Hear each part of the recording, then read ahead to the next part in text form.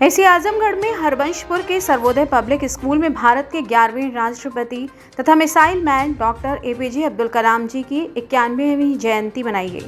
इस अवसर पर स्कूल के प्रबंधक श्री राजेंद्र प्रसाद यादव और निदेशिका महोदया श्रीमती कंचन यादव द्वारा डॉक्टर एपीजे अब्दुल कलाम की प्रतिमा पर माल्यार्पण कर दीप प्रज्वलित किया गया। विद्यालय के प्रधानाचार्य महोदय ने छात्र छात्राओं को संबोधित करते हुए डॉक्टर एपीजे अब्दुल कलाम जी के जीवन के वृतांत को संक्षिप्त रूप में बताया व उनके अप्रतिम वैज्ञानिक व राजनीतिज्ञ होने का संस्मरण प्रस्तुत किया गया, जिनमें मिसाइल मैन द्वारा देश हित के लिए किए गए कार्यों को बताया गया।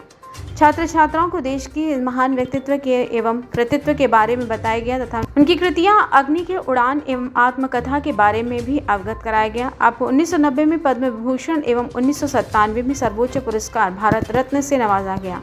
आप कर्तव्य पथ पर आगे बढ़ते हुए 27 जुलाई 2015 को सदैव के लिए हमारे बीच से अलविदा कह गए। आपका कर्तव्य पथ अनंत आकाश की तरह विस्तृत है। इस अवसर पर विद्यालय की छात्रा सौम्या राय ने डॉक्टर एपीजे अब्दुल कलाम जी के जीवन की जानकारी दी। विद्यालय के प्रबंधक राजेंद्र प्रसाद यादव ने भी छात्र छात्राओं को उनके मार्ग पर चलने की और आपस में वैज्ञानिक सोच विकसित करने की बात कही। आचार्य उमेश कुमार उपाध्याय आप सभी लोगों का स्वागत करता हूं कि आज हमारे 11वें राष्ट्रपति डॉक्टर एपीजे अब्दुल कलाम के जन्म दिवस पर विद्यालय परिवार में पधारे हैं। विद्यालय प्रांगण में हम मैनेजमेंट की तरफ से आप सभी का हार्दिक स्वागत करते हैं। जैसा हम सभी लोग जानते हैं, डॉक्टर एपीजे अब्दुल कलाम जो कि एक महान व्यक्ति थे, लेकिन इनका जन्म अत्यंत निर्धन परिवार में हुआ था। आज ही के दिन 15 अक्टूबर 1931 में रामेश्वरम तमिलनाडु में ये अपने पिता की 8वीं संतान के रूप में आए हुए थे। इनकी शिक्षा बहुत ही कठिनता से गुजरी और इन्होंने अखबार बेच करके अपना जीवन शुरू किया, लेकिन पढ़ाई में इतने ये विद्वान थे कि ये भौतिकी शास्त्र और एरोनॉटिकल अभियांत्रिकी में ग्रेजुएशन करने के बाद DRDO और इसरो में वैज्ञानिक के तौर पर काम किया। इनके कार्य की इतनी ज़्यादा सराहना हुई थी कि इनको तत्कालीन, चाहे वो कांग्रेस की सरकार रही हो, इनको एज ए वैज्ञानिक सलाहकार के रूप में नियुक्त किया। कांग्रेस सरकार जाने के बाद सत्ता में जब NDA की सरकार आई तो इनको मुख्य सलाहकार विज्ञान के रूप में तथा इसके बाद 2002 में अपना प्रतिनिधित्व करने के लिए भारत के 11वें राष्ट्रपति के रूप में इनका चुनाव किया।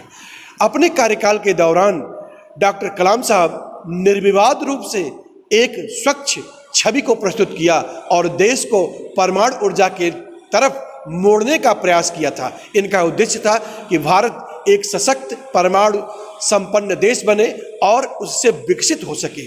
लेकिन 2007 में जैसे इनका कार्यकाल पूरा होता है, ये जो मिसाइल मैन के रूप में जाने जाते थे, यह धीरे धीरे समाप्त हो जाता है, क्योंकि हमारे देश में थोड़ी सी विडंबना है कि सत्ता परिवर्तन, अच्छे कार्य समाप्त। और पुनः डॉक्टर कलाम साहब अपना जीवन जो बचा हुआ था वह बच्चों के हितार्थ में सदैव सिर्फ उनको पढ़ाने के लिए चुन लिया था और इस तरीके से वे देश के तमाम अच्छे संस्थानों में लेक्चरर के रूप में नियुक्त हुए थे। लेकिन दुर्भाग्य यही था कि बहुत ही जल्द इन्होंने हमारा साथ छोड़ दिया।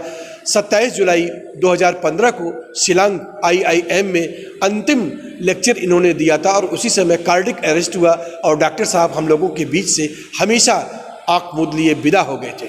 फिर भी आज उनकी जयंती पर हम उनको नमन करते हैं। उनके द्वारा लिखी गई पुस्तक अग्नि की उड़ान, जीवन एक परिचय, यह प्रेरणा देती है कि अगर व्यक्ति आगे बढ़ना चाहे तो गरीबी कोई मायने नहीं रखता है। साथ ही साथ उनके इन्हीं कृतित्व को वह बच्चों के हितार्थ में सदैव सिर्फ उनको पढ़ाने के लिए चुन लिया था और इस तरीके से वे देश के तमाम अच्छे संस्थानों में लेक्चरर के रूप में नियुक्त हुए थे। लेकिन दुर्भाग्य यही था कि बहुत ही जल्द इन्होंने हमारा साथ छोड़ दिया। 27 जुलाई 2015 को शिलांग IIM में अंतिम लेक्चर इन्होंने दिया था और उसी समय कार्डिक अरेस्ट हुआ और डॉक्टर साहब हम लोगों के बीच से हमेशा आंख मूंद लिए विदा हो गए थे।